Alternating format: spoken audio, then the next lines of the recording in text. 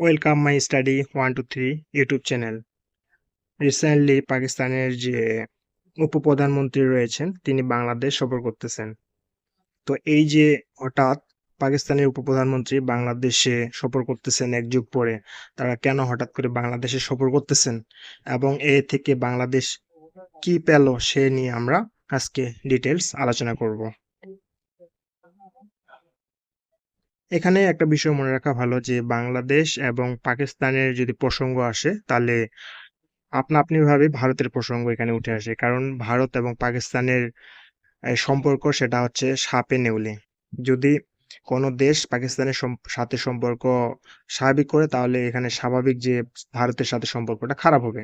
তো এখানে বাংলাদেশ আ যেহেতু পাকিস্তানের সাথে সম্পর্কটা স্বাভাবিক করতেছে তাহলে ভারতের সাথে সম্পর্কটা অবশ্যই খারাপ।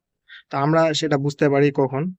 যখন বাংলাদেশ যে বিগত সরকার ছিল, বাংলাদেশের বিগত সরকার ভারতের সাথে একটা সম্পর্ক ভালো ছিল। তো যখন বাংলাদেশে গণঅভ্যুত্থান হইলো, সেই গণঅভ্যুত্থানে বিগত সরকারের পতন ঘটছে। পতন ঘটার পর বাংলাদেশে একটা নতুন সরকার আসে। সেই গভর্নমেন্টটা হচ্ছে প্রধান হচ্ছে ডক্টর মোহাম্মদ ইউনূস।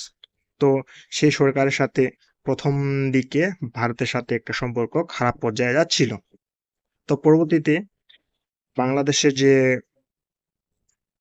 প্রধান উপদেষ্টা আসিফ মোহাম্মদ, যেটা জিনিস বাংলাদেশের প্রধান সরকার প্রধান, তিনি কি চাচ্ছিলেন ভারতের সাথে সম্পর্কটা ভালো পর্যায়ে নিয়ে যেতে চাইছিলেন। সেজন্য কিন্তু ভারত সরকারকে তারা নানাভাবে প্রচেষ্টা করে শেষমেশ যে একটা বিমস্টেক সম্মেলন হয়, সেই বিমস্টেক সম্মেলনের পাশে ভারত সরকারের সাথে তার একটা সৌজন্য সাক্ষাৎ হয়। কিন্তু সেই সাক্ষাতে ২ পক্ষই কোনো ভালো ফলাফল নিয়ে আসতে পারেনি। এটা আমরা বুঝতে পারি কখন? যখন ২ পক্ষই কি করছে? যেমন আমরা যদি দৈনিক ইত্তেফাক একটা প্রতিবেদন লক্ষ্য করছি যে ভারত থেকে স্থলপথে সুতা আমদানি বন্ধ করছে কে? বাংলাদেশ।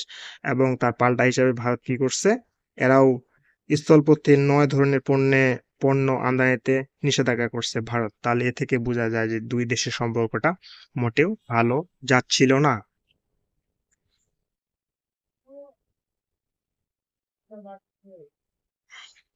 যখন যখন বাংলাদেশের সম্পর্ক ভারতের সাথে ভালো যাচ্ছিল না, এবং আহ, বাংলাদেশের উপর নানাভাবে চাপ প্রয়োগ করছিল ইন্ডিয়ান গভর্নমেন্ট, তখন বাংলাদেশ সরকার কি করছে? পাকিস্তানের শরণাপন্ন হয়েছে এবং তারা ভারতকে এই বার্তা দিতে চাইছিল যে আমাদের সাথে যদি তোমাদের সম্পর্কটা ভালোভাবে না যায় এবং আমাদের বিরুদ্ধে যদি নানাবিধ প্রচারণা চালাও, তাহলে আমরা কি করব? পাকিস্তানের সাথে সম্পর্কটা এগিয়ে নেব। এটা বোঝা যায় কিভাবে? যখন পাকিস্তানের, আমরা প্রথম আলো একটা যে প্রতিবেদন লক্ষ্য করি যে পাকিস্তানের যে পররাষ্ট্রমন্ত্রী ইশরাক তিনি কোথায় আসছেন? বাংলাদেশে আসছেন এবং বাংলাদেশে এসে তিনি কি করছেন? ডক্টর মোহাম্মদ ইউনূসের সাথে সাক্ষাৎ করছেন এবং যে বাংলাদেশে যে বিরোধী দলীয় নেত্রীর যে বিএনপির প্রধান খালেদা জিয়া, তার সাথে তিনি সাক্ষাৎ করছেন এবং জামায়াত আমিরের সাথেও তিনি পাকিস্তানের পররাষ্ট্রমন্ত্রী কি হয়েছে? একটা সৌজন্য সাক্ষাৎ হয়েছে। এই যে পাকিস্তানের পররাষ্ট্রমন্ত্রী হঠাৎ বাংলাদেশে আসলেন এবং বিভিন্ন দলের সাথে এবং উপদেষ্টাদের সাথে তিনি যে সাক্ষাৎ করলেন, তো এটা শুধু কি সাক্ষাৎ করছে? অবশ্যই না। তারা শুধু এখানে এসে সাক্ষাৎই করেনি। তারা কি করছে? বাংলাদেশের সাথে বিভিন্ন চুক্তি করছে এবং সমঝোতা স্মারকে স্বাক্ষর করছে।